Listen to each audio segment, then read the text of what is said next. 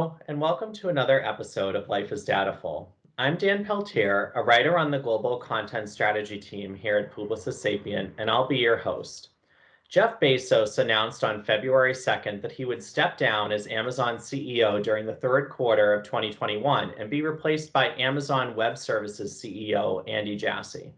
The world was once again fascinated about what was next for Bezos, currently one of the world's richest people, and the conglomerate he built and led for nearly 27 years. We thought it made sense to take a look back at how Bezos' unique dataful mindset and entrepreneurial spirit have transformed the world during the past 3 decades and the key takeaways from his experience.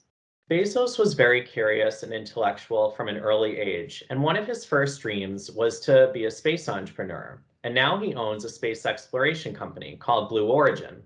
After graduating from Princeton University and making a few interesting career moves that included startups and a hedge fund, Bezos founded Amazon in 1994. When he made a list of all the products to sell online, he decided books were the most ripe for disruption. And at launch, Amazon sold books in all 50 US states and in 45 countries. Less than 3 years later, the company went public on May 15, 1997. Amazon was one of the few startups spared the dot-com bubble. In 1999, Amazon created and patented the one-click purchase technology, which gave it an early advantage on collecting customer data.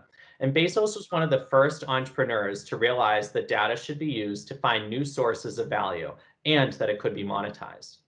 Bezos' philosophy on data included 3 main tenets, according to Amazon employees. 1, metrics define your corporate culture and things don't improve unless they're measured. 2, listening to data starts at the top. Bezos' colleagues have said that he had a rare ability to set aside his own opinions in favor of data. And 3, democratize data. Everyone needs access to data to test their ideas and opinions. But a key milestone, and one that I'll talk more about in a minute, came in 2003 when Amazon launched its web hosting business, Amazon Web Services. Then Amazon Prime debuted in 2005, and today it's one of the company's most valuable assets. What makes Prime's success even more interesting is the subscription program got the green light based on Bezos' intuition, not on data. Many people at the company warned Bezos that Prime would be a disaster and unprofitable. Yet, Bezos said he had a gut feeling that a lot of people would be willing to pay for faster shipping, and as we know, he was right. In 2007, the first Kindle was released for $399. It's an early example of the power and convenience of the Amazon products we know today, like Alexa, Fire TV, and even Ring Video Doorbell. Heading into the 2010s, momentum only accelerated for Amazon and its founder. The company acquired a robotics manufacturer in 2012 that would help propel its automation and fulfillment services. In 2013, Amazon started delivering on Sundays, which is unlike some of its competitors. It also made multiple blockbuster acquisitions throughout the decade, including social video game streaming platform Twitch in 2014 and grocery chain Whole Foods in 2017.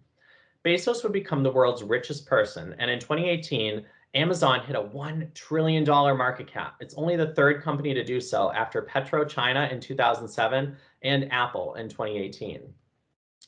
Amazon's profits and popularity were already on the rise before the pandemic and would hit triple-digit growth as COVID-19 caused many consumers to shop and spend online. The company hit $125.6 billion of revenue in the 4th quarter, the first time Amazon surpassed $100 billion in sales in a single quarter.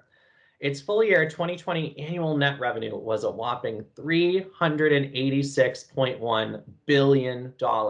That's a 38% increase year over year. And 2020 Prime Day sales were over $10 billion. That's a far cry from even just a few years ago. Of course, Bezos played a role in all of these significant milestones and has left an indelible mark on the company and global consumer behavior. But as Bezos' tenure is praised, investors are also wondering what direction his successor will take. As a 24-year veteran of Amazon, Jassy knows his way around corporate headquarters and spent many years in Bezos' shadow being groomed to take over. He's led Amazon Web Services, now the company's most profitable business, since the beginning. Amazon Web Services has already surpassed $40 billion in annual revenue and accounts for about 45% of the world's cloud infrastructure market.